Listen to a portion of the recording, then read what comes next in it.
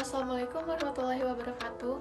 Halo, perkenalkan nama saya Suci Nuraini dari kelas 2P dengan NPM 12 10 25 65. Nah, di sini kita akan mempelajari tentang membangun human capital.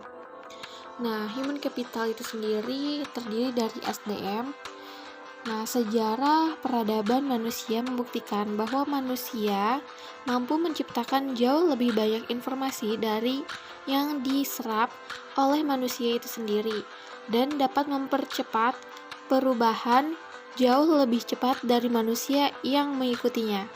Manusia seperti ini adalah manusia yang memiliki keterampilan, kompetensi, dan pengetahuan yang diperolehnya melalui pengalaman belajar. Lalu SDM unggul.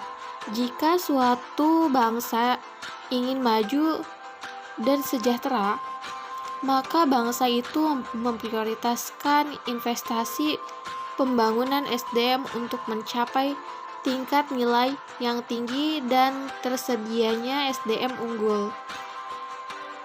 Penekanan nilai ini membantu manusia lebih kreatif, produktif, dan mampu menyelesaikan masalah yang dihadapi dan bekerja keras dengan komitmen dan dedikasi tinggi didukung dengan integritas tinggi.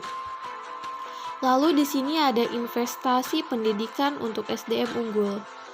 Pembangunan human capital melalui investasi pendidikan oleh pemerintah, swasta maupun masyarakat penting untuk mempersiapkan masa depan bangsa yang lebih baik lagi. Variabel penting SDM. Variabel penting dalam SDM adalah kemampuan, sikap, nilai-nilai, kebutuhan-kebutuhan, dan karakteristik demografinya.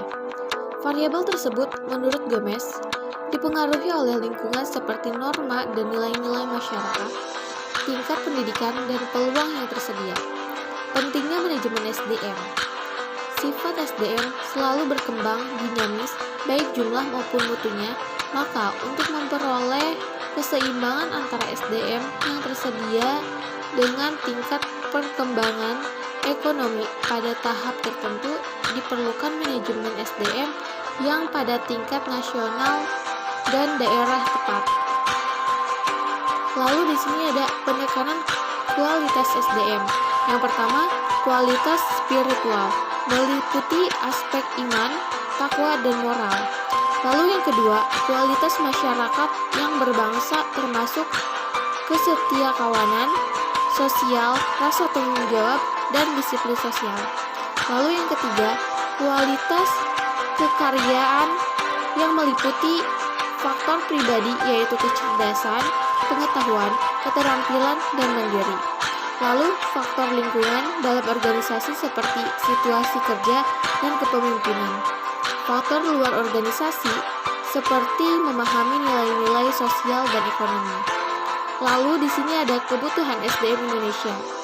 Dari pandangan di atas, ditegaskan SDM yang diperlukan Indonesia adalah orang yang cakap, dapat dipercaya, memiliki motivasi tinggi, memiliki kemampuan dan kecakapan, menciptakan iklim hubungan yang produktif, dan mengembangkan iklim kerjasama tim yang solid.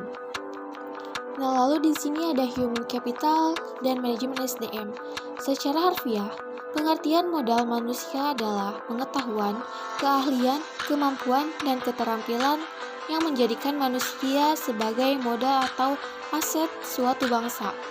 Human capital management oleh Gesper dikenal juga sebagai manajemen talentnya, yaitu suatu SDM yang berkait dengan proses pengembangan SDM dan memperkuat kedudukannya dalam suatu lembaga. Memelihara dan mengembangkan SDM dan menarik sebanyak mungkin SDM yang memiliki kompetensi, komitmen, dan karakter agar organisasi menjadi lebih berkualitas.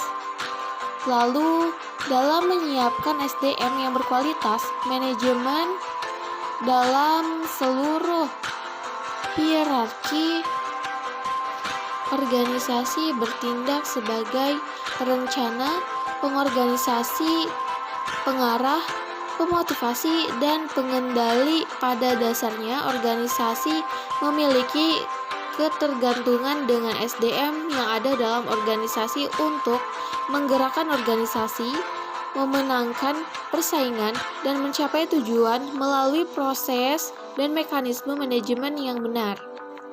Dalam human capital, MSDM adalah penggunaan dan pengaplikasian fungsi-fungsi manajemen yang memfokuskan perhatiannya pada pengelolaan dan pengaturan peranan SDM dalam suatu organisasi. Lalu mempersiapkan generasi emas atas analisis. Yang pertama, Gold Generation. Anak yang sehat dan cerdas merupakan bibit generasi emas di masa yang akan datang. Bakat adalah benih dari suatu sifat yang baru akan tampak jika ia mendapat kesempatan atau kemungkinan untuk berkembang. Pada dasarnya, semua individu yang normal memiliki bakat dan setiap aktivitas diperlukan berfungsinya bakat. Seperti bakat matematika, bakat olahraga, bakat bahasa, bakat seni, dan lainnya, tergantung pada budaya di mana individu itu hidup. Lalu, khusus bagi generasi yang berbakat dan bertalenta, perlu disediakan strateginya, fasilitas yang dapat memaksimalkan bakat dan talentanya mereka agar benar-benar menjadi generasi emas yang bermanfaat bagi pemerintahan dan masyarakat luas, guna meningkatkan kualitas kesejahteraan dan kualitas peradaban. Nah, jadi itulah sedikit materi yang bisa saya sampaikan mengenai membangun human capital. Dan sampai bertemu di lain kesempatan lagi. Terima kasih.